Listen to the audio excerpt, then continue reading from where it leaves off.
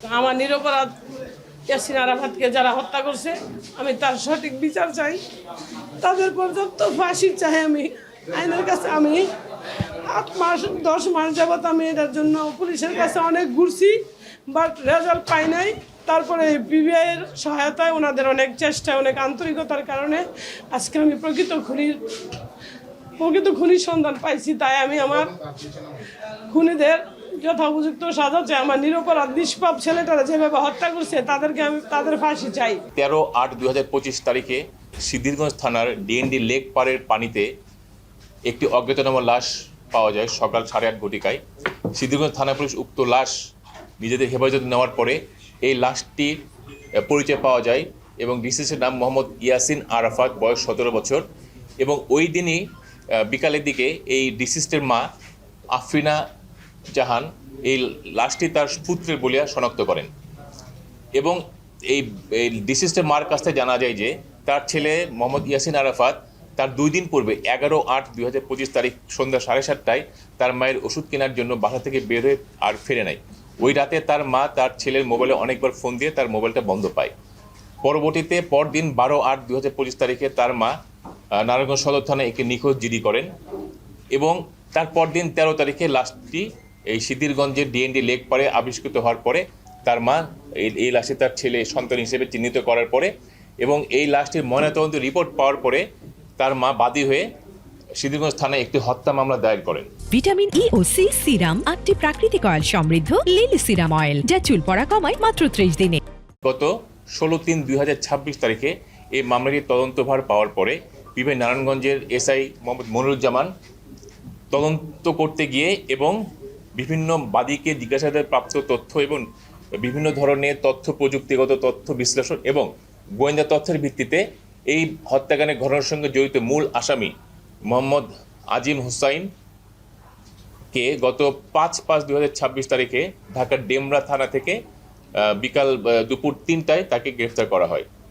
উক্ত আসামি মোহাম্মদ আজিম হুসাইন এই ডিসিস্ট ইয়াসিন আরাফাতকে হত্যার বিষয়ে তাকে নির্ভীকভাবে জিজ্ঞাসাবাদ করলে সে উক্ত হত্যাকাণ্ডের সঙ্গে জড়িত থাকার কথা স্বীকার করে এবং এই হত্যাকাণ্ডে তার সহযোগী অন্যান্য আসামিদের সম্পর্কে গুরুত্বপূর্ণ তথ্য প্রদান করার পরে উক্ত তথ্য যাচাই বাছাই করার পরে পরদিন অর্থাৎ 6/5/2026 তারিখে অপর আসামি ফয়সালকে ঢাকার শনির আখড়া এলাকা থেকে পরদিন সকাল 10 ঘটিকায় গ্রেফতার করা হয়। 2 আসামি অর্থাৎ আজিম হোসেন এবং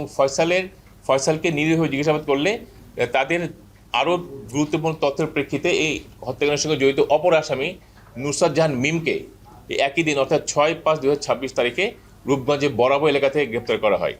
আসামি নুসরাত জাহান মিমের ব্যবহৃত মোবাইল ফোনটি আমরা ফরেন্সিক্যালি পরীক্ষা করে দেখতে পাই যে এই নুসরাত জাহান মিম হচ্ছে আসামি আজিম হোসেনের স্ত্রী।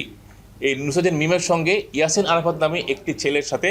তার পরকীয় সম্পর্ক ছিল বলে আমরা এই নুসরাত জাহান মিমের মোবাইল ফোনটি ফরেন্সিক্যালি নিজেরা পরীক্ষা করে আমরা বুঝতে পারার কারণে নুসরাত মিমকে যখন জিজ্ঞাসাবাদ করি আমরা তখন সে স্বীকার করে যে ইয়াসিন আরাফাত নামক একজন ব্যক্তির সঙ্গে তার পরকীয় সম্পর্ক ছিল এবং এই ইয়াসিন আরাফাত নামক ছেলের সঙ্গে তার পরকীয় সম্পর্কটি তার স্বামী আজিম হুসাইন এই ডিসিস্ট ইয়াসিন আরাফাতকে হত্যার 1 মাস পূর্বে আজিম এই বিষয়টি অবগত হয় তার স্ত্রীর মোবাইল ফোনকে দেখতে পেয়ে এবং আজিম হোসেন তার স্ত্রী মিমকে এই ইয়াসিন আরাফাতের সাথে তার কী সম্পর্ক এটা নিয়ে তাদের মধ্যে মারাত্মক রকমের দাম্পত্য কলহ সৃষ্টি এবং ঝগড়া বিবাদ শুরু হয়ে যায়। এরই প্রেক্ষিতে আজিম হোসাইন এই তার স্ত্রী মিমের এই পরকীয়া প্রেমিক যে ইয়াসিন আরাফাত, আজিম মনে করে যে এই মিমের যে ডিসিস যে ইয়াসিন আরাফাত সে হচ্ছে নুসরাত জাহান মিমের আপন ফুফাতো ভাই এবং আসামি আজিম হোসাইন এই ইয়াসিন আরাফাত অর্থাৎ তার স্ত্রী মিমের আপন ফুফাতো ভাইকে মনে করে যে সেই ইয়াসিন আরাফাত হচ্ছে তার স্ত্রীর পরকীয়া প্রেমিক। এটা মনে করে আজিম হোসাইন এই ইয়াসিন আরাফাতকে অর্থাৎ ডিসিস্ট ইয়াসিন আরাফাতকে হত্যার পরিকল্পনা করে এবং এরই পরিপ্রেক্ষিতে ধারাবাহিকতায় এই আমাদের আসামি আজিম হোসাইন তার বন্ধু ফয়সাল এবং অজ্ঞাত আরও 2-3 জন আসামিকে নিয়ে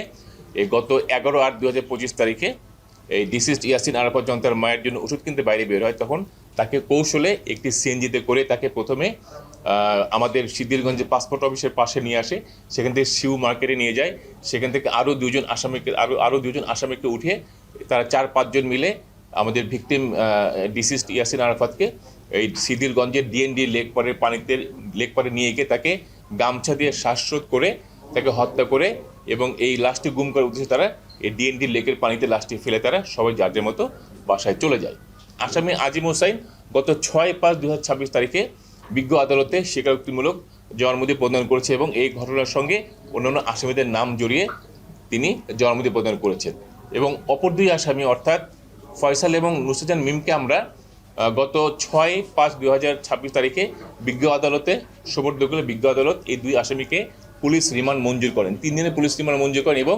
অদ্য আমরা এই বাকি দুই আসামিকে আমরা বিজ্ঞ আদালত প্রেরণ করবো। এবং এই দুই আসামি অর্থাৎ ফয়সাল এবং